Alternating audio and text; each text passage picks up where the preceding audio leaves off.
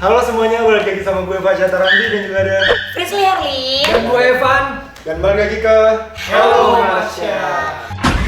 Kalau Marsha mau mini kayaknya spesial karena kita udah kedatengin langsung kayak special guest di sini yang udah ditunggu-tunggu sama teman-teman. Siap, pasti Kira yang mana? yang mana sih?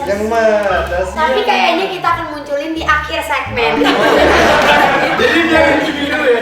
Nah, 10 detik sebelum closing. Nah, ya. Biar lebih gampang mediasinya gitu kan. betul. Karena emang tujuannya kayak gitu. Dan di video kali ini mungkin kita bakalan ngebahas yang sebelumnya kita bahas juga, pembahasannya masih sama, cuma ini versi lebih detail dan Sebenarnya bukan nggak mau membahas secara detail, tapi kan Iya. kalian kayak yang kita bahas di video sebelumnya ini tuh video yang kalian bisa temuin di mana aja dan udah banyak aku pun yang dibahas. aku tidak mau membenarkan atau menyalahkan pendapat dari masing-masing orang yang membuat video gitu. Jadi kalau dari sisi Frisly, kenapa aku membahasnya dari versinya Marsha atau penglihatannya Marsha? Karena kan banyak orang yang tidak terlalu membahas kalau dari sisi POV-nya gimana ya? POV Dari sisi gak usah main handphone tolong. Iya di.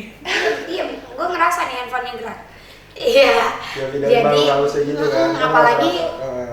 sebenarnya kita menghadirkan bintang tamu malam ini juga cocok banget karena kita kan akan membahas kasus pembunuhan. Tuh. Iya ya, kita nggak ada yang tahu. Siapa yang tahu kan hidup tuh. Bener Ya, berapa lama siapa lagi. tahu ya kan. Kita sih berharap special guest kita ini masih hidup ya. Masih hidup pasti. Soalnya tadi dia masih megang handphone sih gerak gitu. Mungkin sebelum kita membahas soal sisi supranaturalnya, kita Tapi kita recap memang dulu. hari ini memang kita menghadirkan langsung kan dukun dari negara Thailand. Thailand.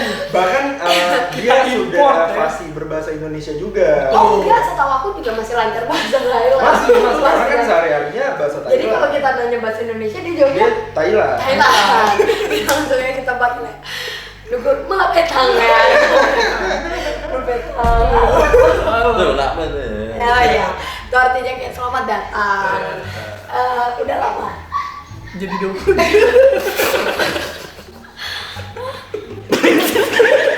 Kan misalnya tak lek nih. Oh itu artinya udah lama sebenarnya dia di sini. Katanya sih emang udah pengen banget inframe lagi gitu. Karena sempat di beberapa video tuh dia nggak ada nih. Iya, jadi- Jom kita mau ngebahas Iya, dia harus coba kayak bahasa Thailand. Kita akan membahas tentang kasus yang fenomena. Indonesia. Katanya tuh ini juga masih diminati sama banyak orang untuk kita bahas di Hello Marsha. Sebenarnya oh itu artinya iya, oke. Jadi ini memang benar adanya ini merupakan kasus pembunuhan yang terjadi seperti yang kita bahas di semua video. Kalau ini pun memang sudah diklaim, sudah dinyatakan sebagai kasus pembunuhan.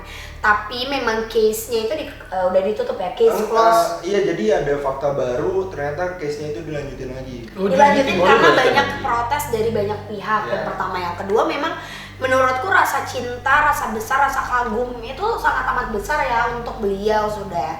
Walaupun beliau sudah tidak ada, tapi karyanya akan terus dinikmati, akan terus diapresiasi dan mungkin banyak orang di sana juga atau di penjuru dunia juga berharap kalau ini tidak diremehkan gitu. Karena memang kalau misalnya memang hukum bisa berlaku seadil mungkin, kenapa tidak gitu, bukan begitu? Oh iya. Nah, tapi kalau misalnya dari sisi kamu nih yang kemarin ke sana kan jauh banget terus nggak ketemu sama kita lama, itu gimana sih kasusnya? Iya, versi lebih Detailnya, rincinya ya. ceritanya. Oke. Menurut POV orang Thailand. Bener maksudnya apa? Jingki dulu tamu siapa saja Oh, sebentar. Itu lebih ke kayak orang Cina. Kenapa Oh, Cina? Thailand. Iya, lu mau yang- Ini Thailand campur Cina. Oh, Itu malah jadi keren Belanda bener. udah. Menurut penjelasan lo dari yang lo tahu dan lo sudah hafal. Hey, Nah, jadi yang aku udah tahu, jadi kasus Tangmo itu kan sebenarnya di situ bilangnya kecelakaan ya. Awalnya kecelakaan, cuma pas setelah jenazahnya jenazahnya ditemukan, banyak netizen yang ngerasa janggal dengan kasus kematiannya Betul. Tangmo. Nah, terus apalagi dengan beredarnya foto-foto jasadnya Tangmo, dan netizen tuh banyak yang bilang ini nggak mungkin orang cuma jatuh udah selesai gitu, cuman yang kecebur kecebur selesai. Karena banyak banget luka-luka di leher, di mata, di paha yang paling pelipis. di pelipis juga kayak gitu. Dan akhirnya netizen Thailand, pelipis di mana sih? Sini pelipis. Sini alis, sini pelipis. Ini pelipis. Ini tetap pelipis hitungannya. Pelipis. Masa kalau robek bilangnya apa nih? Robek Masa ini alis? paha? Iya. betis. Terus maaf guys, jangan dihujat Allah. Tapi gak fasiataran sih. Nah, jadi banyak netizen yang ngerasa janggal dan akhirnya minta kasus Tangmo tersebut dibuka, dilanjutin ke publik. Walaupun sebelumnya itu emang udah sempat ditutup kasusnya. Nah, Jumat kemarin ditutupnya. Ya, dan banyak juga beredar itu ditutup karena ibunya dari Tangmo itu mendapatkan uang sebesar 13 miliar atau 30 juta 30 juta baht. Nah, jadi tapi netizen tuh banyak yang kayak nggak setuju, kayak masa anak lo meninggal dengan cara yang lumayan cukup tragis, tapi lo cuma mau ya udah nggak apa-apa damai aja nih, yang penting lo ngasih gue uang segini. Karena itu kan yang datang juga emang orang-orang kaya dan ada salah satu laki-laki emang dia tamu VIP di situ gitu. Dan rumornya katanya itu Tangmo itu mau jual ya, bukan dijual pokoknya ada penyimpangan kayak ibarat seperti itu, orang seperti itu. Karena mamanya tuh bilang kalau cuma makan malam aja Tangmo tuh nggak bakal dandan sampai full make up kayak gitu. Nah kalau ini maksudnya bisa aku luruskan ya, logikanya sebagai seorang public figure ketika apalagi yang mengajak atau berkontribusi terhadap acara yang akan berlangsung itu adalah manajernya sendiri. Aku kalau dibilang manajerku, Frisly kamu prepare karena akan ada film, akan ada apapun itu, aku akan dandan ya sesuai dengan apa yang dikatakan. Nah, yang aku tangkap ini memang beliau Tangmo itu tidak tahu sama sekali tentang rencana yang ingin dilakukan ke arah yang negatif ya, in negative way itu dia tidak tahu gitu. Jadi memang kalau dibilang ada penolakan karena ya jelas mungkin sebagai dia perempuan yang mempunyai pride, dia juga memiliki ya harga diri lah, menjaga nama baik dan segala macamnya, itu pasti dia akan bersih tegang nih sama orang yang berniat untuk melakukan hal yang negatif. Karena ini kan fakta yang sudah dinyatakan iya ya. Sudah dikonfirmasi. Karena emang teman-teman itu di artikel gue baca emang kayak bad attitude gitu loh, maksudnya emang jahat lah, bukan jahat. Sebenarnya bukan jahat. Nah, kayak ini yang bisa aku luruskan. Semua hal negatif itu bisa terjadi ketika sinkron antara pikiran kita dan sesuatu yang ingin kita niatkan, itu bisa terjadi ketika kita memang udah ada niat duluan, ngerti gak sih? Jadi nggak ada yang namanya orang terlahir sebagai orang jahat. Aku benar-benar bisa jamin semua orang yang diklaim dari awal lahir, dia dari bayi terus itu mau menjadi anak kecil, remaja itu menjadi orang jahat, itu tidak ada. Tapi ketika ada kesempatan, terus juga ada niat, ada pikiran yang didukung sama banyak pihak, kejahatan itu bisa terjadi. Itu ya. Tapi sebelumnya kasusnya Tangmo ini belum dikonfirmasi kalau ini tuh kasus pembunuhan. Sampai sekarang. Jadi masih dalam proses investigasi. Iya, investigasi masih dijalankan gitu, tapi sudah dikerahkan seperti dokter forensik semuanya, karena dari mulai yang penemuan jasad sih yang paling bikin geger itu sebenarnya yang membuktikan tentang adanya kejanggalan yang terjadi dalam kasus ini itu justru orang-orang seperti kalian yang sangat amat peka terhadap entah itu menit, detik dari CCTV, gambar-gambar dan segala macam, itu kalian jauh lebih peka. Makanya kalau kata orang, sebenarnya mungkin kita tidak akan sadar sama kesalahan yang kita perbuat, tapi orang lain jauh lebih bisa menilai.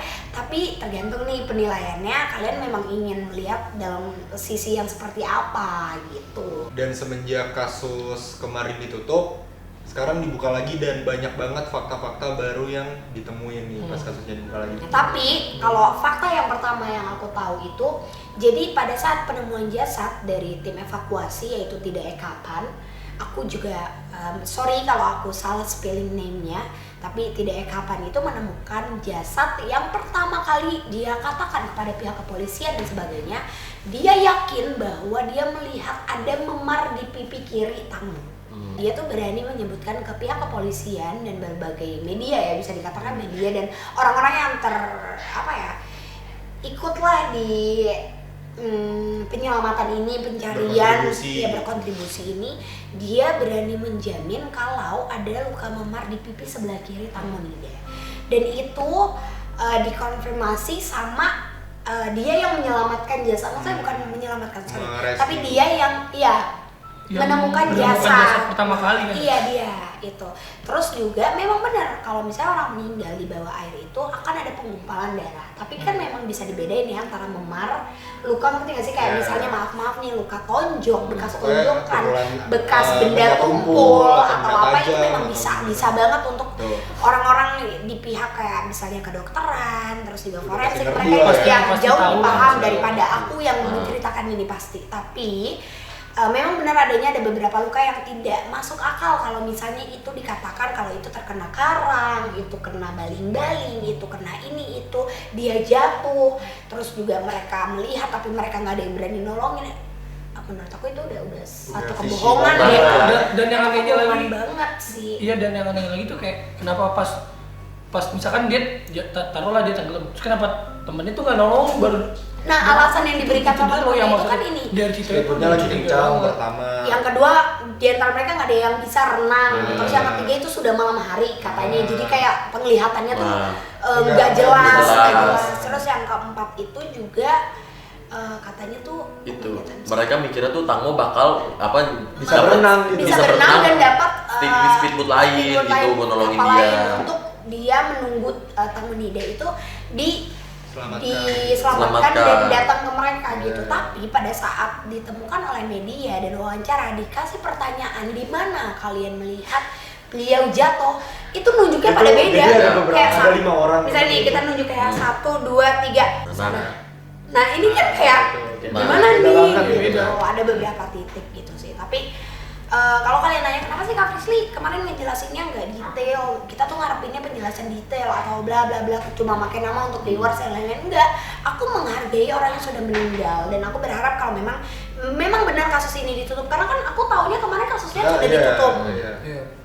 Jadi aku menghargai itu memang sudah selesai gitu loh, maksudnya tidak berharap kalau ini akan dibuat panjang lagi atau membuat kalian untuk menemukan teka-teki lain gitu. Sama ini sih kita ngehargain banyak banget itu konten yang tadi tuh bilang sudah buat, jadi nggak masalah kalau kalian nonton di yang lain karena masing-masing orang punya pandangan sendiri dan menjelaskan dengan cara mereka. Aku tidak mau mengatakan iya atau tidak gitu. Nah, fakta-faktanya tuh apa sih, Cok? Jadi setelah kasusnya dibuka kembali setelah hari Jumat kemarin, baru nih berarti dibuka. Baru benar-benar dinyatakan dibuka kembali. Banyak fakta-fakta baru yang kita dapat ya, dan itu juga udah jadi konsumsi publik lagi nih. Karena ada fakta-fakta baru, yaitu kasus dilanjutkan. Yang kedua rekaman CCTV baru teman berkumpul. Jadi setelah kejadian tersebut mereka tuh ngumpul di kayak pom bensin. Iya betul. Jadi ada rekaman CCTV kelima temannya ini ngumpul gitu loh, kayak berdiskusi tentang sesuatu.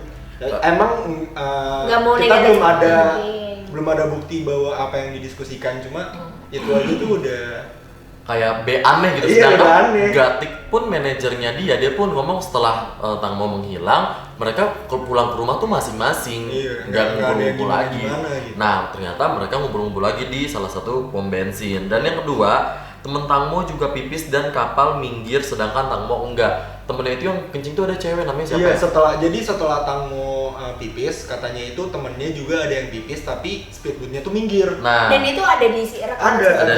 Sedangkan Tang Mo-nya itu logikanya seorang public figure dengan di keadaan sorry to say ya, tapi speedboat itu kan bukan kapal yang besar.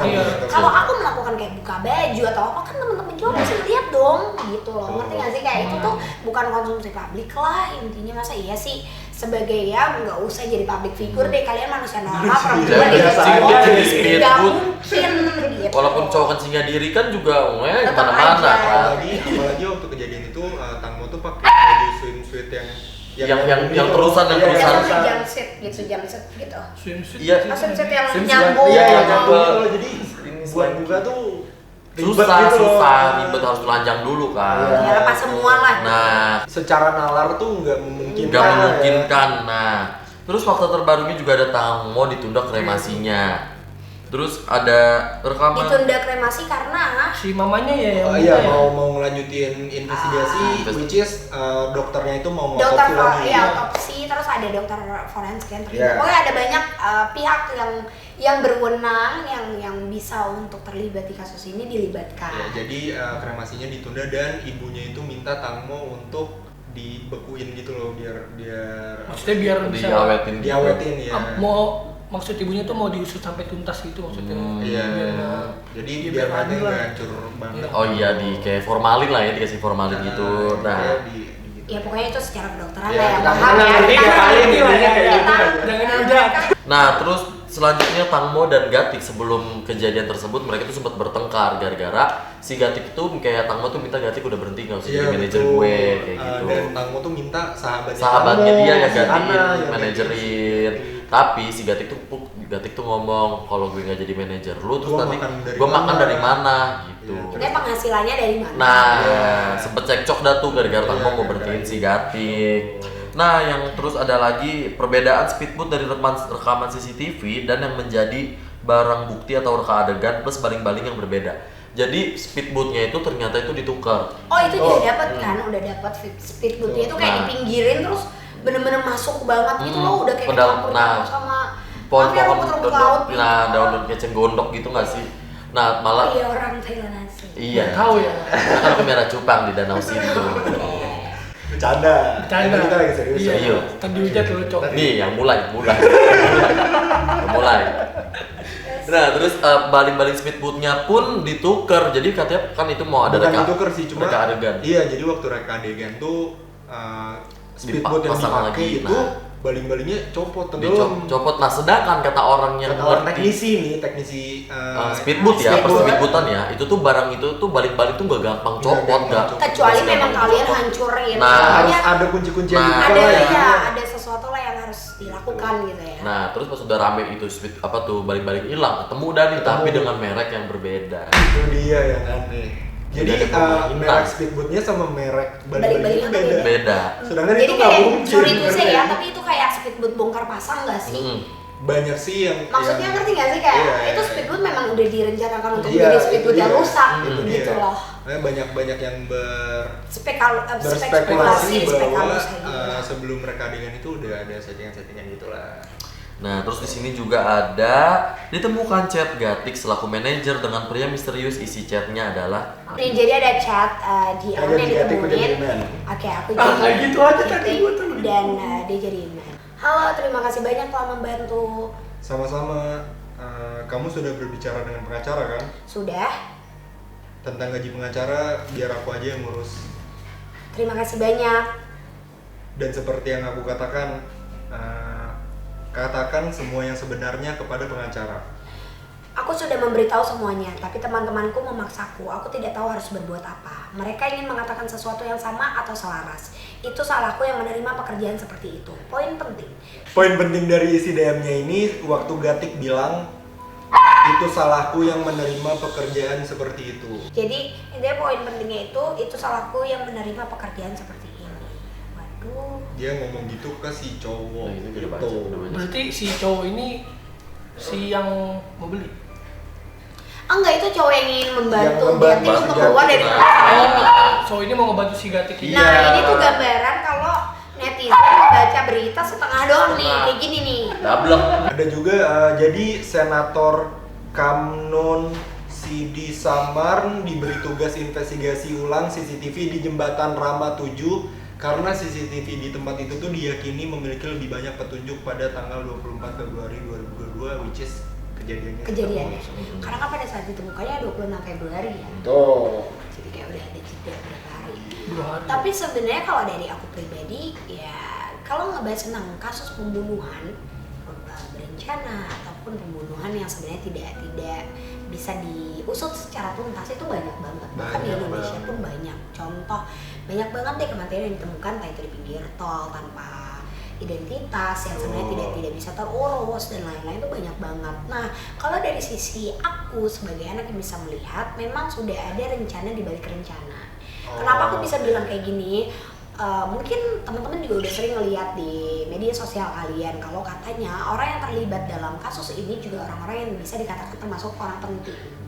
Jadi orang-orang yang mempunyai money, kalian percaya nggak sih kalau ada orang yang bilang money can buy happiness? Jadi ada orang yang merasa kalau semua ini adalah kasus kecil yang bisa ditutup dengan uang. Tapi ada juga orang yang masih yakin kalau enggak nih, kita harus kasih pelajaran sama orang-orang kayak gini kayak gitu bla bla bla bla bla, banyak hal lah intinya. Tapi kalau menurut aku dari kasus ini yang bisa kita ambil itu memang ada kejadian, itu aku bilang rencana di balik rencana. Rencana yang sudah diterima dari selaku manajernya, terus orang-orang yang terlibat mungkin ya balik lagi sih kalau kalian membahas hal ini kayak gila ya kan kita nemuin banyak, kita berarti keren ya, apa polisi di sana memang lambat? Enggak kayak gitu sayang cara kerjanya. Tapi setiap negara aku yakin berbeda, cara mengusut suatu kasus itu pasti berbeda. Terus yang kedua, tadi aku mau ngomong, ada video baru yang ditemukan di media sosial di mana ada content creator dari luar negeri itu berbicara berusaha menangkap radiasi atau sesuatu energi melalui alat deteksi, kayak it's like radio, tapi dia itu khusus untuk menarik energinya gitu loh. Energi dari yang tidak kelihatan. Kalau misalnya kalian pernah nonton film-film horor, kayak kadang tuh Ghostbusters gitu. Sampai kayak Ghostbuster itu pasti ada yang menggunakan itu, ada yang pakai kamera, ada juga yang melukis, pokoknya beda-beda. Kalau itu pakai suara gitu ya. Menangkap suara, aku lupa banget, aku mau jelasin tapi kayak ada di kepala aku tapi susah dan aku takut salah sebut nanti dihujat. Enggak lah. Tapi aku tuh bisa yakin kalau mungkin karena pikiran kita sudah terlalu fokus nih sama kejadian-kejadian. Aku mau tahu nih kejadian tank mas seperti ini bla bla bla bla bla, udah menetap nih di kepala kita. Kita sudah dapat mempunyai kayak satu gambaran kejadian yang itu tuh ada di imajinasi kita di bawah alam sadar. Jadi secara tidak sadar mereka-mereka yang tidak terlihat atau jin atau makhluk sekitarnya itu menangkap hal tersebut lalu mencoba untuk menyampaikan, dan mungkin ada jin yang berusaha untuk menyampaikan, ada juga jin yang berusaha untuk mengiyakan apa yang ada di pikiran kita. Contoh, Fasya yakin kalau sebelum rumah ini kita tinggalin kuburan. Nah ada tiba-tiba jin yang masuk kesurupan di Acong, terus Acong tiba-tiba ngomong, iya benar ini kuburan, tapi sebenarnya ini bukan kuburan, tapi karena dia menangkap hal itu dari pikirannya Fasya, akhirnya dia mengiyakan, ngerti nggak sih? Jadi banyak lah orang-orang yang mungkin bisa dibilang sama seperti Frisley, atau mungkin mereka memiliki ilmu atau dibilang dukun di Thailand, mereka juga bisa untuk membantu ya untuk melihat mungkin kejadian seperti ini, awalnya seperti ini, ada gambaran seperti ini, banyak lah. Cuma kalau dari aku sendiri, kalau dibilang kayak banyak kan request, kak tarik si energinya atau kayak arwahnya dong buat komunikasi, saya nggak kayak gitu cara kerjanya. Tapi memang kalau aku sendiri secara pribadi, aku setelah melihat dari kejadian-kejadian foto atau CCTV, aku bisa ngeliat kayak oh iya ternyata di situ ada sosok ini ya, ada sosok ini yang mendekat, ada sosok ini yang berusaha untuk membuat amarah dari si temennya makin jadi, malah kayak ngelihat dia nangis, ngelihat dia minta tolong, gue malah seneng. Ayo yuk kita bikin dia tambah minta tolong, tapi ternyata malah jadinya fatal kayak gitu lah, seperti itu guys. Emang dasar setan ya, suka ngomong-ngomong. Karena memang setan itu sifat dia, sifat yang bisa menetap di manusia gitu. Nah karena ini Hello Marsha, jadi apa coba? Apa yang mau kita tanyain ke Marsha? Orang nih banyak yang komen nih, lain kali tuh briefing dulu sebelum Hello Marsha apa yang mau ditanyain. Kita udah briefing tadi, Cong. Udah dong, Pak. Udah. Apa? Nah emang kayak gini, sampai kalau kayak gini, kalau kayak gini kalian hujat, aku juga dukung. Maaf guys, jangan dihujat tolong. Karena aku tuh kadang suka bingung, kak ayo syuting, ayo deh syuting. Tadi gue lagi gini kamera, aku nggak tahu. Kak ayo syuting gitu, kak hari ini gue mau bahas ini, oke deh. Bilang duduk di sini, tiba-tiba, nah apa? Ini masa 50% materi ini udah gue yang nyari nih semuanya. Dia pada kayak tinggal nunggu aja gue ngirim materi apa. Gue udah ngeriset. Apalagi jadi lagi. Bagaimana? Enggak. Di ini. Channel sebelah. Channel tetangga, Iqben Marce guys. Channelnya beda lantai doang. Yang aku sendiri. Enggak.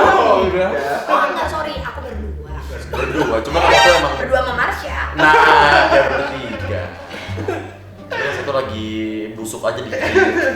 Oke, nih jadi kita mau langsung. Halo Marsha. Itu kok Siti pakai pita? Kan boleh pakai pita. Halo, Kang Tusuk. Ih, kangen gak sih? Sama Bella. Apa itu? Bella nama aku sekarang panggilnya Bella. Kenapa, Bel? Bella tuh. Gini ya.